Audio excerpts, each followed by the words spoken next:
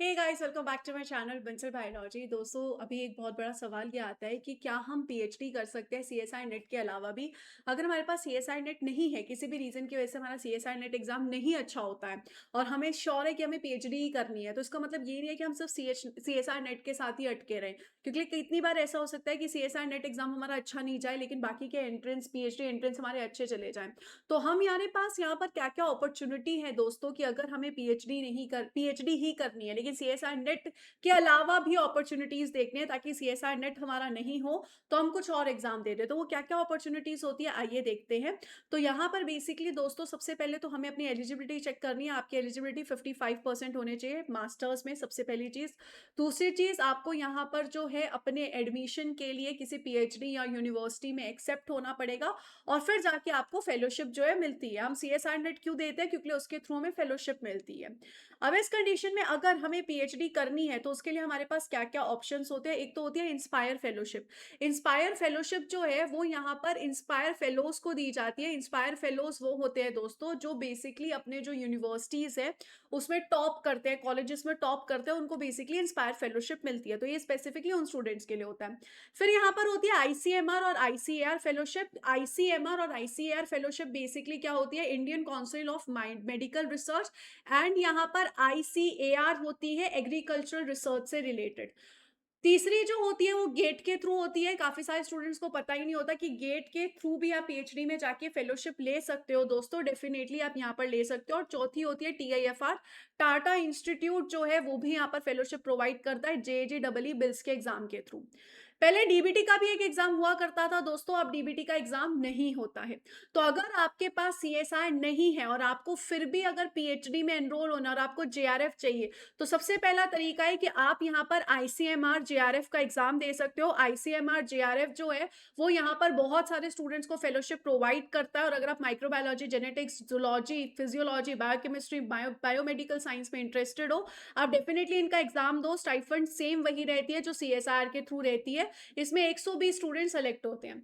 दूसरा है गेट के थ्रू आपको यहाँ पर पीएचडी में एडमिशन मिलता है और फिर आपको जेआरएफ मिलता है। गेट एग्जाम काफी इजी होता है, क्लियर करना भी आसान होता है। स्पेशली अगर आपको आईआईटी, आईआईएससी, एनआईटी से पीएचडी करनी है तो इसमें आपको बहुत हेल्प मिल जाती है। एक जो अगर आपका पास गेट स्कोर होगा तो फिर आप यहाँ पर एलिजिबल होगे for the minister of education institute fellowship which provides the exact same stipend as CSIR. तो minister of education institute fellowship के लिए आप यहाँ पर एलिजिबल हो जाते हो। मेरे खुद के कितने सारे स्टूडेंट्स हैं जिन्होंने गेट क्लियर करके फेलोशिप ली है।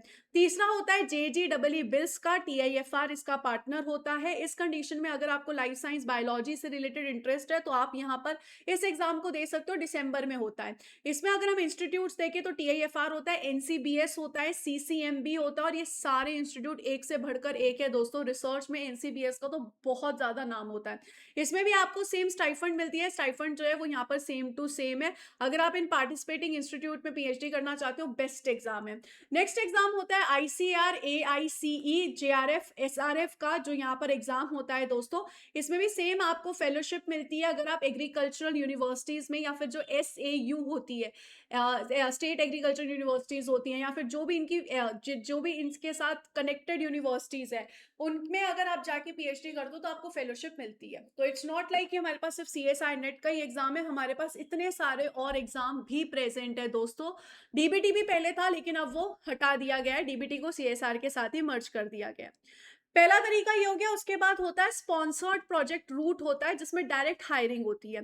इस कंडीशन में आप सबसे पहले क्या करोगे? प्रोजेक्ट पोजीशन जो आई होती है, नॉर्मली क्या होते हैं यहाँ पर पीआईज होते हैं eight IIT, CSR labs, DBT, ICMR institutes पे, जो कि यहाँ पर ग्रांट्स रिसीव करते रहते हैं डीबीटी के थ्रू, डीएसटी के थ्रू, एसईआरबी के थ्रू, और यहाँ पर ये पोस्ट निकालते हैं जेआरएफ की, प्रोजेक्ट एसोसिएट की।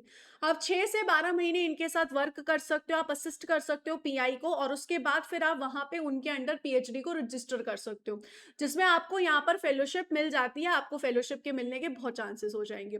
तो आप इस रूट के साथ भी जा सकते हो। अगर आपको कोई एग्जाम क्लियर नहीं करना है तो आप इस स्पॉन्सर्ड प्रोजेक्ट रूट के हिसाब से भी आप जा सकते हो, बट एग्जाम क्लियर करते हो तो बेटर रहता है। बाकी इसमें भी आपको फेलोशिप मिल जाती है। इसके अलावा अगर हम यहाँ पर देखें तो बहुत सारे इंस्टीट्यूट्स खुद का एग्जाम भी कंडक्ट करवाते हैं, या फिर प्राइवेट यूनिवर्सिटीज जो होती हैं उनके भी एग्जाम्स होते रहते हैं। जैसे कि सेंट्रल एंड स्टेट यूनिवर्सिटीज़ में ACTREC करके एग्ज़ाम होता है। हर साल ये एग्ज़ाम कंडक्ट किया जाता है। आप इसको देख सकते हो और इसके थ्रू आप यहाँ पर एडमिशन ले सकते हो। तो एक ये है IITs, IISc, आइसर्स, ये भी खुद अपना पीएचडी एंट्रेंस एग्जाम कंडक्ट करवाते रहते हैं। आप इनमें भी अप्लाई कर सकते हो, इनके थ्रू भी कर सकते हो। मेनली ये गेट स्कोर को एक्सेप्ट करते हैं, बहुत अच्छे से गेट स्कोर को ये एक्सेप्ट करते हैं। बहुत सारों में ऐसा होता है कि गेट स्कोर को एक्सेप्ट करने के बाद ये बोलते हैं कि आप हमारा भी एंट्रेंस दो और फिर उसके बाद आपको यहाँ पर सेलेक्ट किया जाएगा, या फिर गेट स्कोर के बेसिस पे ये आपको इंटरव्यू के लिए बुला सकते हैं। तो अगर आपको आईआईटीज, आईएएससी, आइसर्स में जाना है तो ऑब्वियसली बात है सीएसआई नेट तो है ही है, उसके साथ गेट एग्जाम के साथ जा सकते हो, या उनके खुद के पीएचडी एंट्रेंस एग्जाम कब कंडक्ट हो रहे हैं ये देख सकते हो। उसके अलावा बहुत सारी प्राइवेट और डीम्ड यूनिवर्सिटीज होती हैं, जैसे कि bits Pilani, VIT, MET university, Ashoka universities, ये भी अपने खुद के एंट्रेंस एग्जाम जो है दोस्तों यहाँ पर कंडक्ट करवाती हैं, ये भी खुद के एंट्रेंस एग्जाम लेती हैं। इनके भी हाईली कॉम्पिटिटिव एंट्रेंस एग्जाम होते हैं, आप उन्हें क्लियर करके पीएचडी में जुड़ सकते हो। इसके अलावा यहाँ पर स्पॉन्सर्ड और इन सर्विस कैंडिडेट्स के लिए भी होती है पीएचडी की अपॉर्चुनिटी, लेकिन ये सिर्फ उन्हीं के लिए है जो ऑलरेडी कहीं पे प्रोफेशनल्स की तरह वर्क कर रहे हैं और अब वो रिसर्च भी करना चाहते हैं। तो ये जो ऑप्शंस होते हैं ये इनके लिए ब्रिज की तरह वर्क करते हैं कि अगर आप यहाँ पर वर्किंग प्रोफेशनल हो, उसी के साथ साथ अगर आप रिसर्च करना चाहते हो तो उनके लिए यहाँ पर होती है ये चीज, जिसमें जिसमें this pathway applies to college faculty, industry professional, government employees and personal working in R&D department. तो अगर आप ऐसे कोई भी एम्प्लॉय हो तो आप central eligibility and target demographics के साथ कर सकते हो, कि बहुत सारे ऐसे प्रीमियम इंस्टीट्यूट होते हैं जिनको कैंडिडेट्स चाहिए होते हैं जिनके पास मिनिमम 2 साल का प्रोफेशनल वर्क का एक्सपीरियंस हो, और उसके बेसिस पे यहाँ पर वो जो है अप्लाई कर सकते हैं। दूसरा है industry PhD framework, and industry PhD is a collaborative between where a working professional conducts research that is directly relevant to their employer's company or scientific goal। कि आप किसी कंपनी में काम कर रहे हैं और वो यहाँ पर रिसर्च भी करना चाहते हैं, तो आप इन दोनों में काम भी कर सकते हो और रिसर्च भी कर सकते हो। तो इस कंडीशन में होता है जैसे ACSIR जो है वो यहाँ पर industry sponsored candidates to enroll in their PhD program across CSI labs. The researcher is often applied to real world industrial problems। इसके अलावा आईआईटी स्पॉन्सर्ड कैटेगरीज भी होती है कि आईआईटीज जो है वो भी यहाँ पर इंडस्ट्री प्रोफेशनल्स को इसी तरीके से रिसर्च करने का मौका देती है, बट ये सिर्फ उन्हीं के लिए जो ऑलरेडी कहीं पे काम कर रहे हैं। फिर एडमिशन प्रोसेस वेवर्स होते हैं कि एंट्रेंस एग्जाम एग्जॉप्शंस होते हैं, जो इंडस्ट्री स्टूडेंट्स हैं उनको यहाँ पर अगर उनके पास एक्सपीरियंस है तो उनके लिए ये होता है कि भाई वो यहाँ पर कोई एंट्रेंस ना दे और डायरेक्टली वो यहाँ पर आके इंटरव्यू वगैरह दे सकते हैं। फिर फंडिंग मैकेनिज्म्स में आता है because these candidates bypass the national fellowship exam, they are not entitled to government stipend. तो इस कंडीशन में उन्हें गवर्नमेंट की तरफ से स्टाइफंड नहीं मिलेगा, इनको यहाँ तो एम्प्लॉयर स्पॉन्सरशिप मिलेगा कि जहां पे वो वर्क करते हैं वो उन्हें फेलोशिप प्रोवाइड कर दे, या फिर if an employer provides NOC but no financial backing part, the candidate must self fund the academic fees. इस कंडीशन में कैंडिडेट को खुद को एकेडमिक फीस पे करनी पड़ेगी। तो इस तरीके से यहाँ पर अगर आप ऑलरेडी कहीं पे वर्क कर रहे हो तो भी आप पीएचडी कर सकते हो दोस्तों, लेकिन उस कंडीशन में आपके जो एम्प्लॉयर हैं वो आपका साथ देने चाहिए और उससे रिलेटेड आपकी रिसर्च होनी चाहिए, तो आप कर सकते हो। नेक्स्ट यहाँ पर है कि आप अगर पीएचडी अब्रॉड में जाके करना चाहते हो, बिकॉज एट द एंड है तो पीएचडी अगर आप इंडिया से करो अब्रॉड से करो, बहुत सारे स्टूडेंट्स का सपना होता है कि हम अब्रॉड जाके पीएचडी करें, तो वो भी ऑप्शन रहता है। जैसे अगर आप यहाँ पर यूएसए यूरोप में जाके पीएचडी करना चाहते हो तो वहां पर डायरेक्ट पीएचडी का आपके पास ऑप्शन होता है, आप वहां के जो उनके फैकल्टीज हैं उनके बारे में पढ़ सकते हो और उन्हें डायरेक्टली मेल कर सकते हो, और उनको डायरेक्टली मेल करके आप यहाँ पर बता सकते हो कि you are so and so, आप अपनी सीवी लिख के उन्हें भेज सकते हो और फिर वो यहाँ पर आपको एक्सेप्ट कर सकते हैं। लेकिन this is a very tedious process, आपको बहुत सारे सीवीज लिखने पड़ते हैं दोस्तों, बहुत सारे फैकल्टीज को मेल करना होता है। काफी सारी जगह पर इंग्लिश प्रोफिशिएंसी टेस्ट भी माना जाता है, ये सारे टेस्ट आपसे मांगे जा सकते हैं। बहुत सारी ऐसी कंट्रीज है जो यहाँ पर इन सर्टिफिकेट्स को भी मानती है, तो आपको ये चीज भी देखनी पड़ेगी।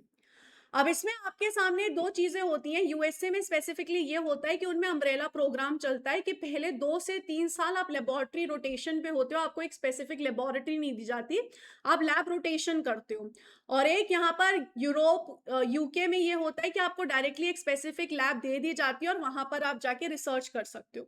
बट इसमें स्पेसिफिक सबसे मेन चीज है, सबसे पहले तो आपको पीआई देखना पड़ेगा, आपको उन्हें मेल करने पड़ेंगे या उनकी वेबसाइट पे अगर कुछ आ रहा है तो आप वहाँ पे अप्लाई करना पड़ेगा।